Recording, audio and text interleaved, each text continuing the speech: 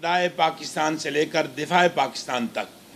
ابتدائے پاکستان سے لے کر دفاع پاکستان تک مذہبی قوتوں نے اور فوج نے ایک جان ہو کر اس ملک کی سلامتی کے لیے کردار ادا کیا ہے۔ میں ناظرین بڑے افسوس سے یہ کہنا چاہوں گا،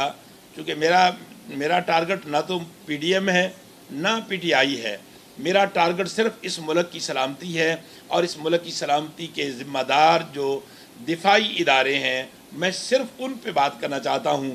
اور اس افسوس اور شکوے کے ساتھ بات کرنا چاہتا ہوں کہ ہمارے سیاستدان جب اقتدار میں ہوتے ہیں تب افواج پاکستان زندہ باد کے نعرے لگاتے ہیں اور افواج پاکستان کے سب سے بڑے محافظ اور وکیل نظر آتے ہیں، اور جب یہ حزب اختلاف میں چلے جاتے ہیں تو پھر افواج پاکستان کے خلاف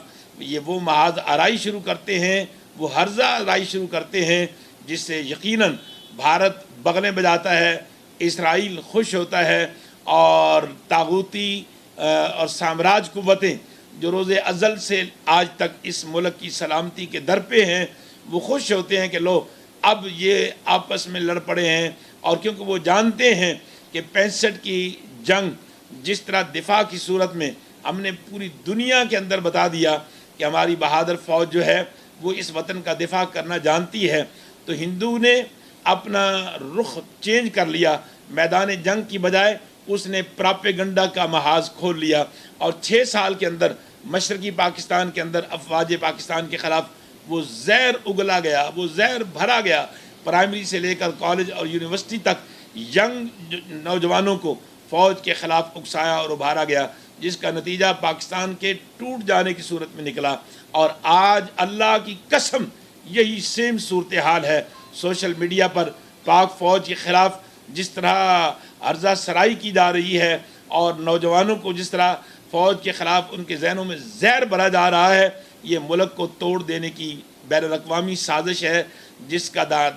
نادانستہ طور پر ہمارے سیاستدان اعلی کار بنے ہوئے ہیں۔ سیاستدانوں سے ہاتھ جوڑ کر اپیل کرتے ہیں، خدا کے لیے آپس کی لڑائی آپس میں لڑو، اس ملک کے دفاع پر حملہ آور نہ ہو، وگرنہ آج تم سراج الدولہ اور سپہ سالار کی مثالیں دے کر نوجوانوں کو جس طرح اپنے دفاع کے خلاف کر رہے ہو، کل نہ رہے گا بانس نہ بجے گی بانسری، اگر خاکم بدان خاکم بدان خاکم بدان، میرے منہ میں خاک اور اس ملک کے لیے بد خیالی کرنے والے اور کہنے والے کے منہ میں خاک، اگر خدا نہ خواستہ یہ ملک نہ رہا تو تم کسی ہندو پرائم منسٹر کے خاک روپ بنو گے، پرائم منسٹر نہیں بنو گے۔ خدا کے لیے فوج کے حوالے سے ہرزہ سرائی بند کرو، کیونکہ اسی میں ملک کی سلامتی ہے۔ کیمرہ مین فرحان شیخ کے ساتھ Arshad Ansari, city one news, Lahore.